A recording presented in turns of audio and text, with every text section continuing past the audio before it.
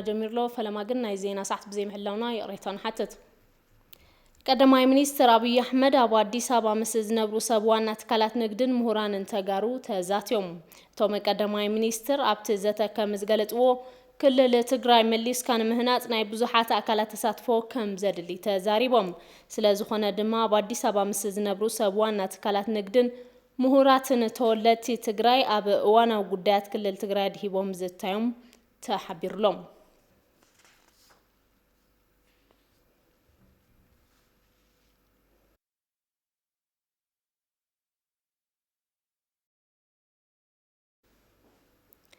ኣብ ሰሜን ሸዋን ደቡብ ወሎን ወረዳታት ፍሉይ ዞባ ኦሮሞ ንዝተፈጠረ ፀገም ፀጥታ ንምርጋዕ ኮማንድ ፖስት ከም ዝተጣየሸ ሚኒስተር ምክልኻል ሃገር ኣፍሊጦም እቲ ሚኒስተር ኣብ ውሱናት ከባቢታት ዝሃገር ህዝቢ ምስ ህዝቢ ብምልታም ኣብ ልዕሊ ንጹሃን ዜጋታት ጉድኣት ህይወትን ንብረትን ኣብ ዘብፅሑ ጉጅለታት ጥፍኣት ስጉምቲ ሙሳድ ከም ዝተጀመረ ገሊጾም ሰራዊት ምክልኻል ሃገር ኣብ ትግራይ ውፅኢታዊ ልእኽቶ ምኽባር ሕጊ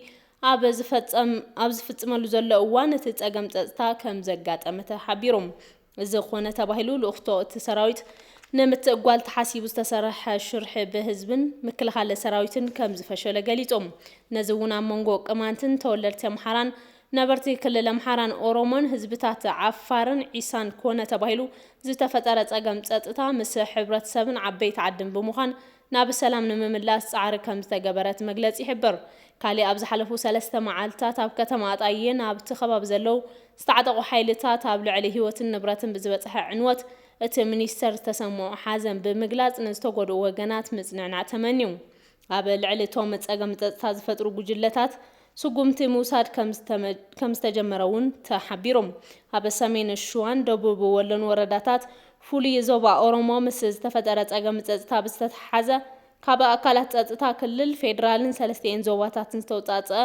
ኮማንድ ፖስት ከም ዝተጣየሸ ሚኒስተር ምክልኻል ሃገር ኣፍሊጡሎም ሰላም እቲ ከባቢ ናብ ንቡር ንምምላስ ዝስዕቡ ክልከላታት እውን ኣንቢሩሎም ቀዳማይ ካብ ደብረ ሲና ክሳብ ኣዋሰንቲ ወረዳታት ኮምቦልቻ ዘሎ መንገዲ የማነ ፀጋም ክሳብ 20 ኪሎ ሜትሮ ውሽጢ መሳርሒ ኩናት ሒዝካ ምንቅስቓስ ብዕቱብ ክልክል እዩ ካልኣይ መንገዲ ምዕፃው ሓዊሱ ትካላት ሃይማኖትን መንግስትን መንበሪ ውልቀ ሰባትን ናውትን ንምብራስ ወይ እውን ብጉጅለ ኾነ ብውልቀ ምንቅስቓስ ዝተኸልከለ እዩ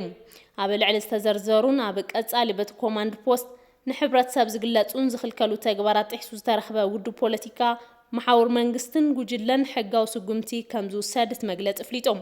ኣብ መወዳእታ ህዝቢ ኣብ ጎኒ መሓውር ፀጥታ ተሰሊፉ ንሰላምን ድሕነትን እዚ ሃገር እጃሙ ከበርክት ሚኒስተር ምክልኻል ሃገር ፃውዒቱ ቀሪቦም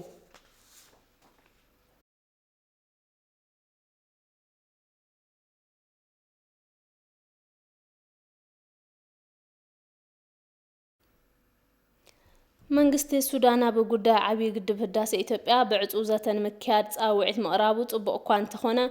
ቅዋመ መንግስቲ ኢትዮጵያ ጥንኩርን ዘይለዋወጥን መርገፂ ዘለዎ ክኸውን ከም ዝግባእ ተንታን ፖለቲካ ኣይተረዘን ሃብቴ ገሊጾም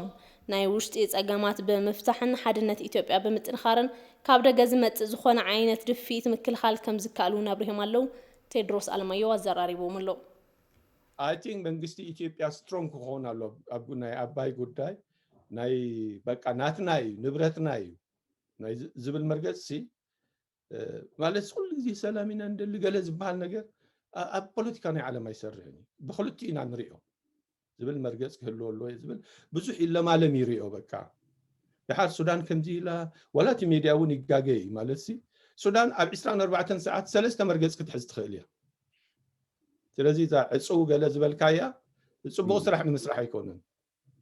ወልሓንቲ ትርጉም የብላን እያ ኢንፋክት ካልኦት ኣብ ጎኖም ክህሉ ከለዉ ብዓለም ደረጃ ወላ በኣፍሪካ ደረጃ ትበሃሉ ናይ ፈትዋን ግን እታ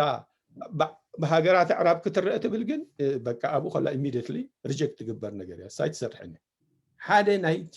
ባዕልኻ ትፈጥሮ ቅዋም ዝበካ ፀጋን ነፃነትን ሓድነትን ኢኻ ዝያዳ ገዳሲ ትገብሮ እምበር ዘርኢ ዳ እንታይ ክትብሎ ኢኻ እሞ ምርጫ ኣይኮነን ሕጅስ ክሳዕ መውስቦ ዝኸልእ ክሳዕ መውስቦ ዝብትን ኢንሂማን ዝኾነ ፖለቲካዊ ሚዛናት ካብ ተማሃሩ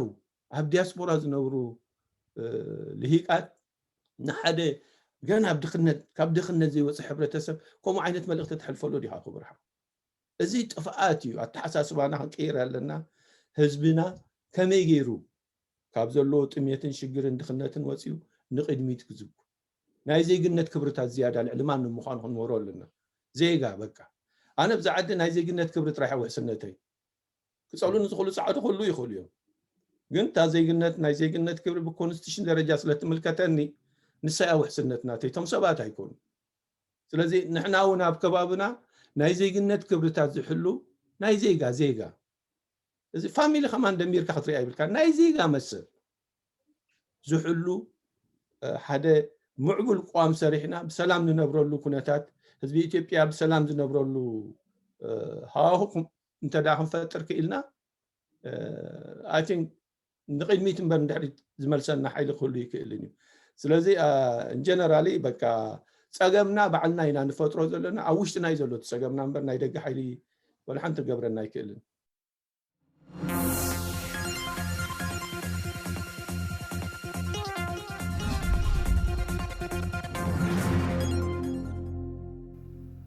ምስ ኣካላት ጸጥታን ድሕንነትን ብቐጥታ ርክብ ዘለዎም ሰባት ኣብ ውሽጢ ፖለቲካ ብቐጥታ ይኹን ብተዘዋዋሪ ንኽሳተፉ ሕጊ ዘይፈቅድ ዋላ እኳ ይኹን እምበር ኣብ ጉዳይ መረፃ ንኽሳተፉ ግና ሕገ መንግስታዊ መሰሎም ምዃኑ ፕሬዚዳንት ሓፈሻዊ ቤት ፍርዲ ፌደራል ወይዘሮ መዓዛ አሸናፊ ገሊፀን እተን ፕሬዚዳንት ኣብ ቦሌ ክፍለ ከተማ ወረዳ 2 ዝርከብ መረፃ ጣብያ 05 ተረኺበን መረፃ ካርዲ ወሲደን ኣለዋ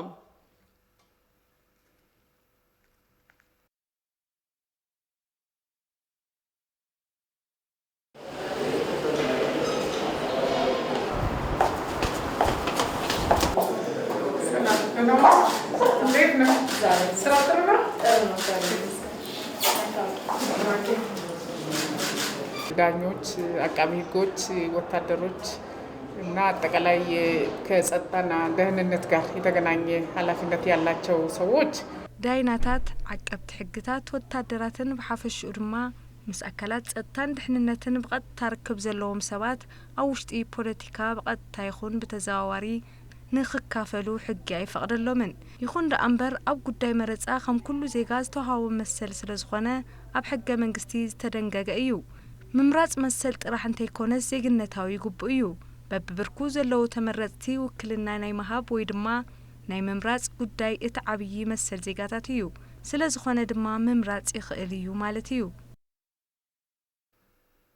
ዜጋታት ሕገ መንግስታዊ መሰሎም በመጥቃም ዝደለይዎ ንኽመርጡ ካብ ሕዚኡ መረፃ ካርድ ክወስዱ ከም ዝግባእ እተን ፕሬዚዳንት ጻውዒት አቅሪበን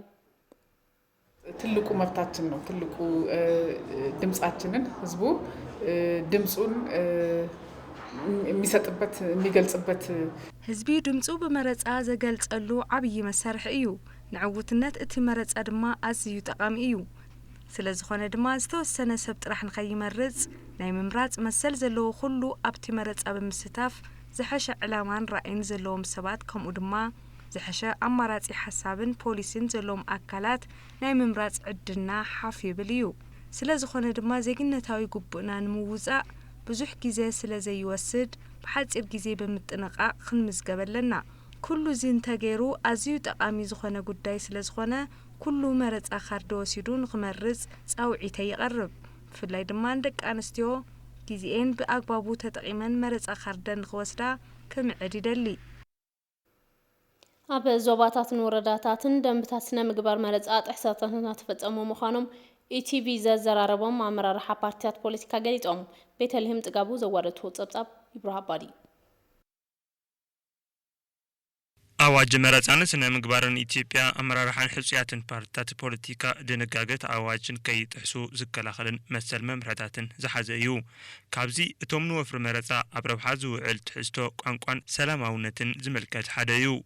ኣብዚ ዝኾነ ፓርቲ ፖለቲካ ወፍሪ መረፃን ተሳለጥ ጎንፂ ኣብ ዝለዓለሉ ስብእና ዝነኽኡ ኣጠቃቅማ ቋንቋ ከወግዱ ዝብል ተቃስ እንትኾን ናይ ካልኦት ፓርቲታት ኣቑሑ ምስራቅ ምልክት ምልዓልን ምብልሻውን ሰልፊ ምዕንቃፍን ኣይከኣልን እውን ይብል ኢቲቪ ንዝተፈላለዩ ኣመራርሓ ፓርቲታት ፖለቲካ ብዝገበሮ ጻንሒት ኣዋጅ ስነ ምግባር ክንደየናይ ከም ዝኽበር ሓቲቱ ኣቦ መንበር ህብር ኢትዮጵያ ዲሞክራሲያዊ ፓርቲ ኣይተ ግርማ በቀለ ኣብ ዞባታትን ወረዳታትን ደንቢ እናተጣሐሰ እዩ ይብሉ የከፍተኛ ትምህርት ተቋማትና ትምህርት ቤቶች ላዕለዎት ትካላት ትምህርትን ኣብያተ ትምህርትን ናብዚ ዕላማ ክውዕሉ ኣይግባእን እዩ ዝብል ኮይኑ ግና ብኣይሱዙ መኪና ናብ ቀጽሪ ሒዞም ኣትዮም እንትጉስጉሱ ብፎቶ ዝተሓገዘ መረዳእታ ኣለና ኣብ ናይ ፖሊስ መኪና ፓርቲ እንተጉስጉሱ ኣብ ሓደ ክልል መረፃ ተራእዩ እዩ ደንቢ ስነ ምግባር መረፃ ብዘይ ምኽባሩ ብስራትን መሰል መንገለታዕን 10 ተመረፅቲ ሕፁያት ከመዝግብ ከም ዘይከኣለ ዝገልጽ ድማ ፓርቲ ምንቅናቅ ናጽነት ኦሮሞ እዩ ምርጫ ቦርድ ለኛ መልስ ክሰጠን ድረስ ቦርድ መረፃ መልስ ክሳብ ዝበና ኣባላትና ኣይቅስቅሱን ኣይእከቡን ኣባላትና ጎስጓስ ዝበሃል ተግባር ኣየሳልጡን ዝላኽናዮም ጥርዓናት ክሳብ ዝፍትሑ ኣብ ኣዋጅ ስነ ምግባር ኣመራርሓ ሕፁያትን ኣባላትን ፓርቲታት ፖለቲካ ኣጠቃቅማ ማሕበራዊ ሚድያ ከኣቱ ከም ዝነበረ እውን እቶም ኣመራርሓ ይሕብሩ ሶሻል ሚዲያ አጠቃቀም ብካተት ጥሩ ነበር ኣጠቃቅማ ማሕበራዊ ሚድያ ተዝካተት ጽቡቅ ነይሩ ዘይምክታቱ ልክዕ ኣይኮነን ዝኾነ ኣባል ፓርቲ ኮነ ኣመራርሓ ብሶሻል ሚድያ ስም ካልኦት ብሄራት ኮነ እምነት ምንካ ስለ ዘይግባእ ፓርትና ክልክል እዩ ሓላፊ ቤት ጽሕፈት ፓርቲ ብልጽግና ጨንፈር አዲስ አበባ አይተመለስ አለም በወገኖም ብልጽግና ደንብ ኸቢሩ ወፍር መረጻ እናሳለጠ ይሎም ይሄ የለውጥ ጊዜ በዚህች ሀገር አንድ ትልቅ ምዕራፍ አድርገን እዚ ግዜ ለውጢ ኣብዚ ሃገር ሓደ ዓብይ ምዕራፍ ጌርና ስለዝወሰድናዮ እዚ በመዋርና ምክንያት ዝኾነ ዓይነት ነቐፌታ ከየጋጥም ልዕሊ ኩሉ ተሊምና እናስራሕና ኢና ኣዋጅ ስነ ምግባር መረጻ ተፈጻምነት ንከልዎ ፓርቲታት ሓላፍነቶም ከም ዝዋጽውን ገሊጾም በተግባር የሌለ ነገር ግን ሌላውን ለማሳ በተግባር ዘየለ ነገር ኮይኑ ግና ካልእ ንምጽላም ሚልካ ዝግበር ምንቅስቃስ ከይህሉ መምርሒ አውሪድና ኢና በግለሰብ ደረጃ በግለሰብ እጩ በግለሰብ ብብርኪ ውልቀ ሰብ ብውልቀ አመራርሓ ኾነ ኣባል ዝጥሓስ ነገር እንተሃልዩ ቀዲምና ኢና ንቆጻጸሮ እንተተፈጺሙ ድማ ምስ ዝምልከቶም አካላት ኮይና ተሓታትነት ከነረጋግጽ ኢና መረጻ ሰላማውን ክኾን መዝኾነ ፓርቲ ፖለቲካ ሰናይ ርክብ ከሉ ከም ዝሰርሑውን እቶም ፓርቲታት ገሊጾም ሕገ መንግስታዊ መሰሎም ተጠቂሞም ኣብ መረጻ 2013 ዓ.ም ዝሓረይዎ ፓርቲ ንምምራጽ ካርድ መረጻ ይወስዱ ምህላዎም ኣብ ዞባ ምዕራብ ጉጂ ነበርቲ ከተማ ቡሉሄራ ተዛሪቦም ዜጋታት ግዜ ከይሓለፈ በኣጋ ካርድ ክወስዱን ዲሞክራሲያዊ መሰሎም ኣብ ተግባር ከውዕሉን እቶም ነበርቲ ተገንዚቦም ኣለው ሪፖርተርና ኦላና ያዴሳ አዘራሪቦም ኣለው አንድ ሰው ከሚጠቀማቸው መብቶች ሓደ ውልቀ ሰብ ካብ ዘለዎ መሰላት ሓደ ዲሞክራሲያዊ መሰል እዩ እዚ ድማ ምስ መሰል ምምራጽን ተመራጻይነትን ዝተሓሓዘ እዩ ነዚ ካርድ መረጻ ናይ ሙሳድ ግቡእ ስለ ዘለና እዩ መጽ ወሲደ ዘለኹ ይሄ መብት ያው መጠቀም አለብን ያው መብት ተሰጥቶናል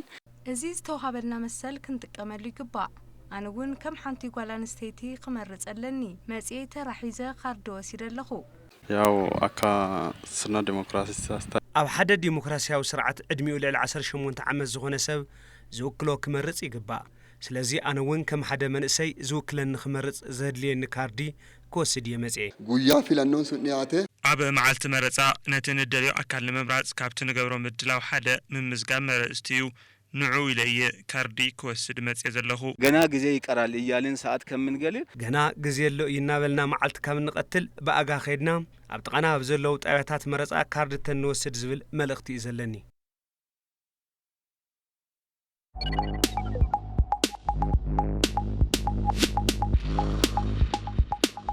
بمراጻይነት ንምምዝጋብ ዘብቅዑ መዐቀነታት ኢትዮጵያዊ ዜጋ እንተኾይኑ ኣብ ዕለት ምዝገባ ዕድሚኡ 18 ዓመትን ልዕሊኡን እንተኾይኑ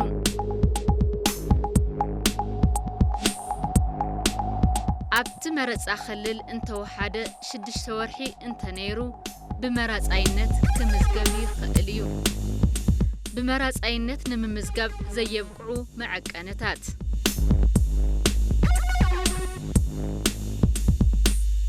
ብምኽንያት ሕማም ኣእምሮ ዓቕሚ ምውሳን ዘይብሉ ምዃኑ ስልጣን ብዘለዎ ኣካል ወይ ከዓ ብቑዕ መረዳእታ ዝቐረበሉ መሰል ምምራጹ ብሕጊ ወይ ከዓ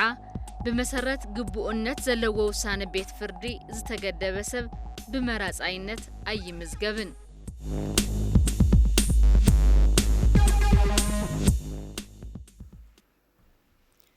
ገምጋም መፈጻጸማ ስራሕ 9 ወርሕ አፕላይድ ሳይንስ ዩኒቨርሲቲታት ኣብ ዩኒቨርሲቲ ወላይታ ሰዶ ይሳለጣሎም ኣብቲ መድረኽ መደረ ዘስምዑ ፕሬዝዳንት ዩኒቨርሲቲ ወላይታ ሰዶ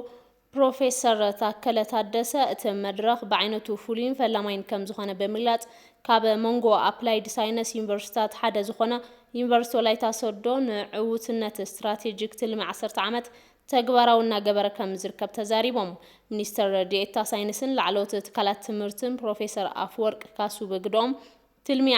ትልሚ ልምዓት 10 ዓመት ዕላዊ ምግባር ኣፈጻጽማ ስራሕ 9 ወርሕ ትካላት ምግምጋምን ናይ ዝቕጽል 6 ወርሕ ኣንፈት ምቕማጥን ዓሊሙ ዝካየድ መድረኽ ከም ዝኾነ ገሊጾም እቲ ገምጋም ንተኸታተልቲ መዓልታት ጸንሕ እንትኸውን ፕሬዝዳንታትን ምክትል ፕሬዝዳንታትን 15 ተፈጥሮ ሳይንስ ዩኒቨርሲቲታት ላዕለዎት ሰብ ሞያ ሚኒስተር ሳይንስን ላዕለዎት ትካላት ትምህርትን ፕሬዝዳንታት ሕብረት ተምሃሮን ኣባላት ካውንስልን እናተሳተፉ ይርከቡ።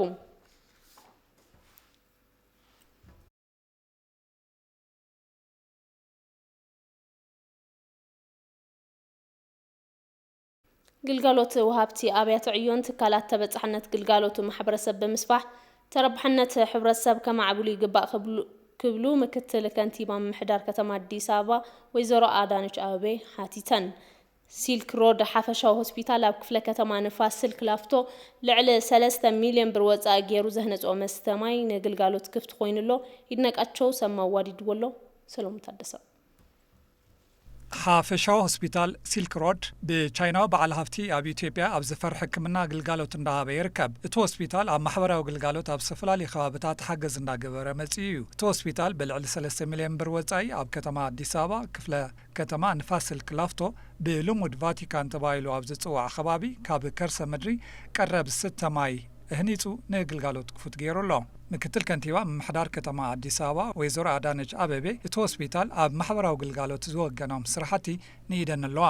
ከሲልክ ሮድ ግን መማር የሚቻለው ማህበረሰቡን ካብ ሓፈሻዊ ሆስፒታል ሲልክ ሮድ ሕብረተሰብ ቅርብ ኢልካ ሕብረተሰብ ተረባሓይ ምግባር እንተተኻኢሉ ነቲ ከባቢ ሕብረተሰብ ምስ ዕቤት እቲ ትካል ዝመጣጠን ቀረብ እንተሃልዩ ልዕሊ ፖሊስ ሕብረተሰብ እቲ ከባቢ ነቲ ትካል ናተእይሉ ከም ዝሕልዎ መርኣያ እዩ ብፍላይ ኣብ ከተማና ዘሎ ቀረብ ማይ እንትንርኢ አዲስ አበባ ብቁልጡፍ ዓብያ እያ በርክት ዝበሉ ኩባንያታት እንዳኣተው እዮም ቀረብ ማይ ይደልዩ እዮም ንጽሬት ንመስተ ንህንጻ በርክት ዝበሉ ማይ ዝደልዩ ስራሕቲ ኣለው መብዛሕትኦም ወጻኢ ገይሮም ናይ ባዕሎም ማይ ከየውጽኡ ምስ ሕብረተሰብ ማይ ይቃጸጹ እዚ ድማ ንሕጽረት ማይ የቃልዕና ኣሎ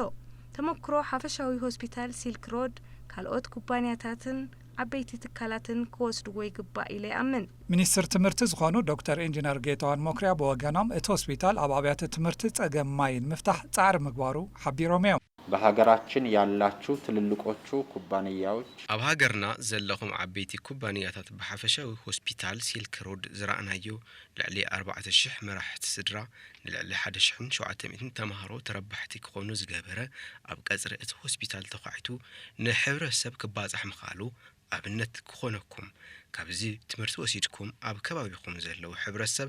ንኽትሕግዙልና ብዝለዓለ ክብሪ ይሓተኩም ኣካይዲ ስራሕን ወናኒ ሓፈሻዊ ሆስፒታል ሲልክ ሮድ ዶክተር ዋንግ ያንግ ሕብረተሰባዊ ግልጋሎት ኣጠናኺሩ ከም ዝቕጽል ገሊጾም So I want to make the oncology center in the next ሕዚ ዝተሃነጸ ቀረብ ዝተማይ ንሕብረተሰብ እቲ ከባብን ቤት ትምህርትን ተረባሕቲ ከም ዝገብር እምነት እዩ ኣብ ቀጻሊ እውን ኣብ ዘፈርጥዕናን ካልኦት ግልጋሎታትን ሕብረተሰብ ንገብሮ ሓገዝ ኣጠናኺርና ክንቀጽል ኢና ነበርቲ እቲ ከባብን ተምሃሮን እውን ብህንጸት ተቐረብ ዝተማይ ተረባሕቲ ምዃኖም ገሊጾም ኣለዉ ለቤት አገልግሎት ነው የምንጠቀምበት ንግልጋሎት ግዜና ንጥቀመሉ ክፍሊት የብሉን ብናጻይና ንጥቀም ጽቡቕ ስራሕ እዩ ካልኦት ትካላትን ሰብ ሃፍትን እውን ኣብዚ ክመሃሩ ይግባእ ሳይሰራ ርቀን ነበር ያው እዚ ከይተሰርሐ እንተሎ ካብ ርሑቕ ኢና ነምጽእ ነርና ሕዚ ግን ኣብ ቀረባና ብናጻ ንመግቢ ንጽሬት ንኻልኦትን እናተጠቐምናሉ ኢና ይህ ነገር ደግሞ በየአካባቢው ቢስፋፋ ከምዚ ዝበለ ጽቡቕ ስራሕ ብኣግባቡ እንድሕር ተጋፊሑ ምክፋሕ ቫይረስ ኮሮና ኣብ ምንካይን ምጥፋእን ዓብይ ግደ ኣሎ ኢጋድ ማእኸል ሕክምና ካንሰር ኣብ አዲስ አበባ ንምህናፅ ዘኽእል እምነኹርና ዓንቢሮም ኣብ እቲ ስነ ስርዓት ምንባር እምነኹርና ፈጻሚ ስራሕ ኢጋድ ኣምባሳደራት ኣባል ሃገራት ላዕሎ ሰብ መዚ ኢትዮጵያን መሻርክቲ ልምዓትን ተሳቲፎም እቲ ዘመናዊ ማእኸል 500 ሚልዮን ዶላር ወጻኢ ዝግበረሉ እዩ ተባሂሉሎም እቲ ማእኸል እንትዛዘም ናይ ካንሰር ምርመራ ሕክምናን ዝተፈላለዩ ምርመራታትን ክካየደሉ እዮም ተባሂሉ ንህንጸት እቲ ማእኸል 200,000 ካሬ ሜትሮ መሬት ካብ መንግስቲ ኢትዮጵያ ተበርኪቱ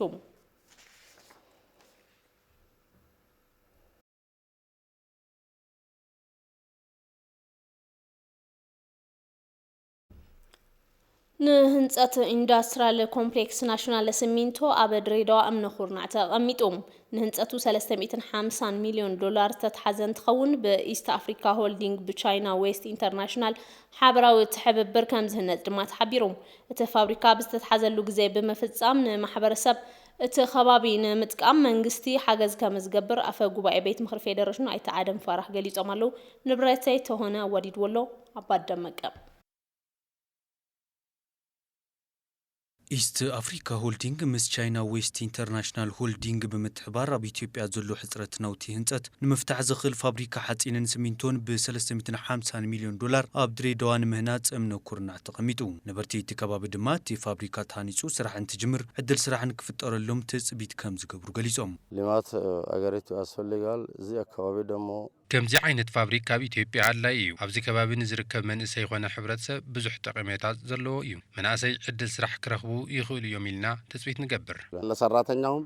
ነሰራሕተኛ ኾነ ኣብዚ ከባቢ ሓደ ነገራት ንዝሸጡ ኣካላት ብሓፈሽኡ ንብዙሓት ሰባት ይጠቅም እዩ ኩሉ ብጉልበቱ እናተጠቐመ ንኻልእ እውን ስራሕ ዕድል ይፈጥር እዩ ኣቦ መንበር ቦርዲ ኢስት አፍሪካ ሆልዲንግ ኣይተ ብዙኣየሁ ታደለ ካብ ህንጸት እቲ ፋብሪካ ጀሚሩ ንማሕበረሰብ እቲ ከባቢ ዕድል ስራሕ ከም ዝፍጠረሎም ገሊጾም በቀን 5,000 ቶን የማምረት አቅም ያለው የሲሚንቶ ፋብሪካ ኣብ መዓልቲ 5,000 ቶን ናይ ምፍራይ ዓቕሚ ዘለዎ እዚ ፋብሪካ ሲሚንቶ ከምኡ ድማ ብዓመት 300,000 ቶን ዘፍሪ ፋብሪካ ሓጺን እዩ ዝኸውን ኣብ እዋን ህንጸት እቲ ፋብሪካ ልዕሊ 2,000 ንዝኾኑ ስራሕ ደለይቲ ከምኡ ድማ እቲ ፋብሪካ ህንጸቱ ምስተዛዘመ ናብ ስራሕ እንተኣቱ ልዕሊ 10,000 ዜጋታት ብቐጥታ ይኹን ብተዘዋዋሪ ዕድል ስራሕ ዝፈጥር እዩ ዝኸውን ኢትዮጵያ ንኢንቨስትመንት እትህቦ ትኹረት ጽቡቕ ብምዃኑ ቻይና ዌስት ኢንተርናሽናል ሆልዲንግ ምስ ኢስት አፍሪካ ሆልዲንግ ብሓባር ህንጸት እቲ ፋብሪካ ንምህናጽ ከም ዝወሰነ ተወካሊ ቻይና ዌስት ኢንተርናሽናል ዝኾኑ ዣን ሹዋንግ ገሊጾም ኣብ ስነ ስርዓት ምንባር እምነኩርናዕ እቲ ፋብሪካ ዝተረኸቡ ሚኒስተር ንግድን ኢንዱስትሪን ኣይተመላኩ ኣለበል ምምሕያሽ ፖሊሲ ንግዲ ስዒቡ ሰብ ሃብቲ ወጻኢ ምስ ሰብ ሃብቲ ውሽጢ ዓዲ ብሓባር ንምስራሕ ዘርእይዎ ዘለው ድሌት እቲ ፋብሪካ መርኣያ እዩ ኢሎም ቀደም ሲል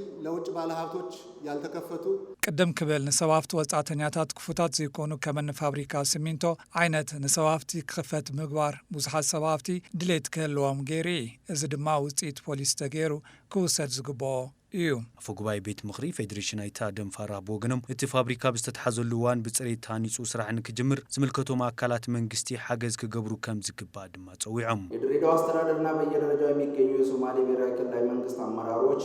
ምምሕዳር ድሬዳዋን በብብርኩ ዝርከቡ ኣመራርሓ ክልል ሶማሊን ክሳብ ሕዚ ዘበርከቱ ኣስተዋጽኦ እናመስገንኩ እቲ ህንጸት ፕሮጀክት ተፈጺሙ ናብ ስራሕ ክሳብ ዝኣቱ ናትካትኩም ሓገዝ ክሳብ መወዳእታ ወሳኒ ብምዃኑ ሓደራ ክብል ይደሊ ማሕበረሰብ እቲ ከባቢ ድማ እቲ ፋብሪካ ከም ናይ ባዕሉ ንብረት ብምቑጻር ኣብ ከይዲ ህንጸት ኾነ ኣብ ስራሕቲ ፋብሪካ ሓገዝኩም ክትሕይሉ ይግባእ እቲ ህንጸት እተሳልጡ ኣካላት ድማ ነዚ ማሕበረሰብ ዝጠቅም ስራሕ ንኽትሰርሑ ከተሓሳስብ ይደሊ ኢስት አፍሪካ ሆልዲንግ ምስ ቻይና ዌስት ኢንተርናሽናል ሆልዲንግ ቅድም ክብል ኣብ ዞባ ሰሜን ሸዋ ኢንዱስትሪያል ኮምፕሌክስ ለሚን ምህናጽ እምነኩርናዕ ዘቐመጡ እንትኾኑ እቲ ናይ ድሬዳዋ ድማ ካልኣዋይ ምዃኑ ተሓቢሩ እዩ ማእኸላይ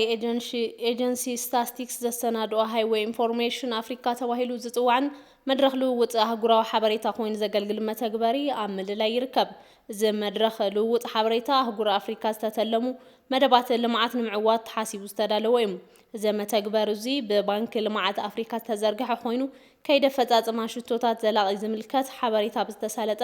መንገዲ ንምዝርጋሕ ዝሕግዝ እዩ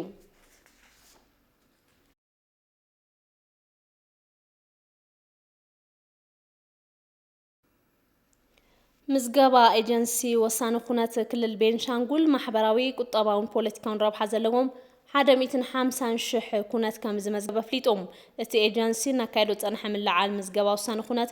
መሰረት ዝገበረ ዘተ ምስ ላዕለዎት ኣመራርሓ ሓሳሊጥሎ ጀማል ኣሕመድ ወዲድብሎ በሪክ ብርሃነ ልደት ሞትን መርዓን ሓዊሱ ቀንዲ ዝበሃሉ ወሰንቲ ኩነት ብምምዝጋብ ንማሕበራዊ ቁጠባውን ፖለቲካውን ጉዳያት እታወት ብዝኸውን አገባብ ምስናድ መረዳእታ የካይዳለኹ ይብል ኤጀንሲ ምዝገባ ወሰንቲ ኩነት ክልል ቤንሻንጉል ጉሙዝ። እቲ ኤጀንሲ ኣብ ምዕታር ግንዛበ ምዝገባ ወሰንቲ ኩነት እናካየዶ ዝጸንሐ መርሃ ግብሪ ምልዕዓል አመልኪቱ መዛዘሚ መድረኽ አካይድሎ። ኣብቲ ዝተኻየደ መዛዘሚ መድረኽ ዳይሬክተር እቲ ኤጀንሲ ኣይተሳማ ከሊፋ ምዝገባ ወሰንቲ ኩነት ንለበዳ ኮቪድ-19 ብዘይቃልዕ አገባብ ንምክያድ ኩሎም መዳርግቲ አካላት ብጽሒቶም ንኽፍጽሙ አገንዚቦም እዮም። የዘንድሮ ክልላችን ወሳኝ ኩነት ምዝገባ ክብረ በዓል እንደ ሀገር የኮሮና ወረርሽኝ ስጋት ሆኖ ባለበት ወቅት ናይ ለብዘበን ክብረ በዓል ምዝገባ ወሳኒ ኩነት ክልልና ስጋት ኮሮና ኣብ ዘንጸላለወሉ እዋን ዝኽበር ብምዃኑ ምዝገባ ንኽቕጽል ሕብረተሰብ በዓሉ ንምክልኻል ዝሕግዙ ጥንቃ ብምግባር ዘለዉ ኩነታት ብፍላይ ልደትን ሞትን ዓርሱ ሓልዩ ንኽምዝገብ ከምኡውን ቀንዲ ተዋሳእቲ እቲ ስርዓት ምዝገባ እዙይ ንኽዕወት ብምሕጋዝ ትፅቢት ዝግበረሎም ሓላፍነቶም ንኽፍጽሙ ንምልዓዓል ዝሕግዝ መርሃ ግብሪ እዩ። ርእሰ ምምሕዳር ክልል ቤንሻንጉል ወኪሎም ኣብቲ መድረኽ ዝተረኸቡ ኣይተ አቡበከር ከሊፋ ኣብታ ክልል ዝሓሸ ኣፈጻጽማን ውጽኢትን ምዝገባ ወሰንቲ ኩነት ንኽመጽእ ክልላዊ መንግስቲ አድላይ ዘበለ ሓገዝ ክህብ እዩ ኢሎም ኣለዉ። ከወሳኝ ኩነት ምዝገባ ስርዓት የሚመነጩ መረጃዎች ለህዝብ አስተዳደርና ካብ ምዝገባ ወሰንቲ ኩነት ዝርከቡ መረዳእታታት ንሕጊ ንምሕደራ ህዝብን ንስታቲስቲካዊ ረብሓ ዝውዕል ብምዃኑ መላእ ህዝቢ ክልልና ኣገዳስነቱ ንኽግንዘብ ካብ ክልል ክሳብ ጣብያ ነዚ ስራሕ እዚ ዝፍጽሙ ሓይሊ ሰብን በጀትን መዲብካ ኩለ መድያዊ ስራሕቲ ኣብ ምፍጻም ክልላዊ መንግስቲ አድላይ ሓገዝ እንሃበ መጽኡ እዩ። ንቐጻሊ እውን አጠናኺሩ ክቕጽል እዩ። ኣብ ኤጀንሲ ምዝገባ ወሰንቲ ኩነት ክልል ቤንሻንጉል ጉሙዝ ክኢላ ስልጠና ዝኾኑ ኣይተ ሽመልስ ለገሰ መረዳእታ ወሰንቲ ኩነት ንኹለ መድያዊ ግልጋሎት ዝውዕሉ ብምዃኖም ሕብረተሰብ መረዳእታ ብግቡእ ክህብ ይግባእ ዝብል መልእኽቲ ኣለዎም። ህጻናቶችን በ7 ዓመት ወደ ትምህርት ቤት ሂድ ብለህ ስትል የመብት ጉዳይ ነው። ትምህርትን ማግኘት ህጻናት ኣብ 7 ዓመቶም ናብ ቤት ትምህርቲ ይኸዱን ትበሃል ጉዳይ መሰል እዩ።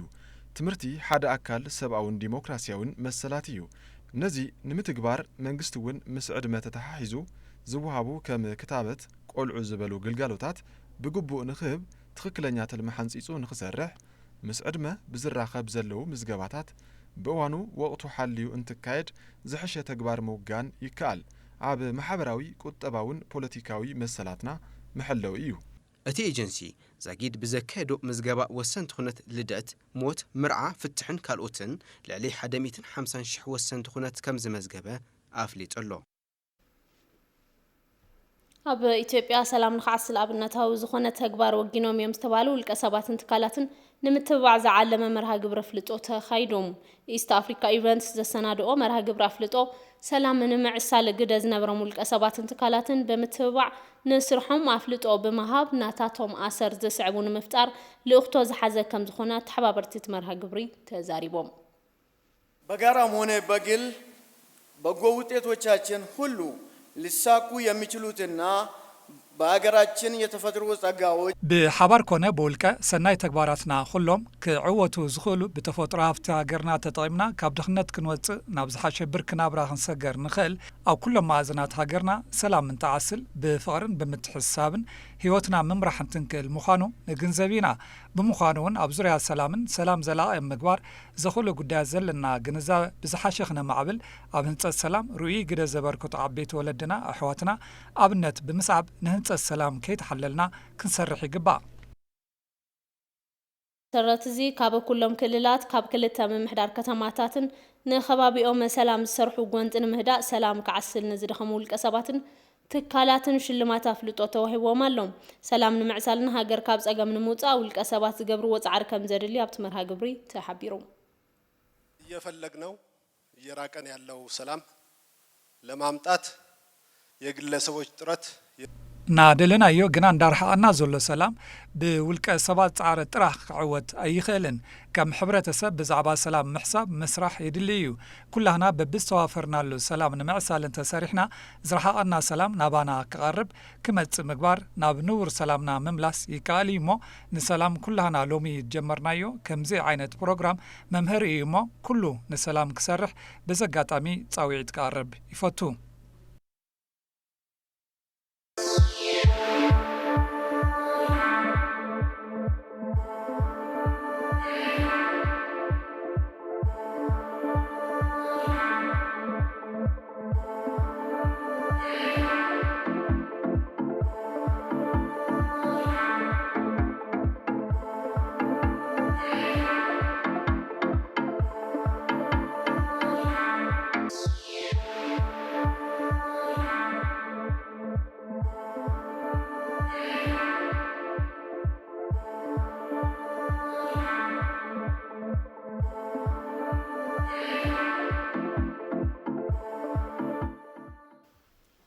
زينو طاين أبدو أفريقيا كتما كيب تاون أبزركب جوبو تيبل استولع بارع حوي تاريخاዊ ህንጻታት ከም ዘዕንወተ ገሊጾም እቲ ኣብ ጎቦ ቴብል ዝተወልዓለ ሓደጋ ባርዕ ሓዊ ኣብ ጥቑኡን ኣብ ዝርከብ ቀጽሪ ዩኒቨርሲቲ ኬፕ ታውን ዝተዛመተ እንትኸውን ብኣማይ ዝቑጸሩ ተምሃሮ ነቲ ዩኒቨርሲቲ ለቒቖም ክወፁ ተገዲዶም እዮም ትማለ ረፋድ ዝተለዓለ እቲ ባርዕ ሓዊ ብቕልጡፍ እናተጋፍሐ ኣብያተ ምግቢ እቲ ዩኒቨርሲቲ እውን እናዓነወ ከም ዝርከብ ተገሊጾም ኣብ ቀጽሪ ዩኒቨርሲቲ ኬፕ ታውን ዝርከቡ ታሪኻዊ ኣብያተ መጻሕፍትን ህንጻታትን ጉድኣት ከም ዝበጽሖም ተሓቢሮም 4 ሄሊኮፕተራትን 120 ሰብ ሞያታት ተቆጻጸርቲ ባርዕ ሓዊ እቲ ሓደጋ ንምቁጽጻር ጻዕርና ገበሩ ከም ዝኾኑ ቢቢሲ ጸብጺቦም ሃገራዊ ፓርክ ደቡብ ኣፍሪካ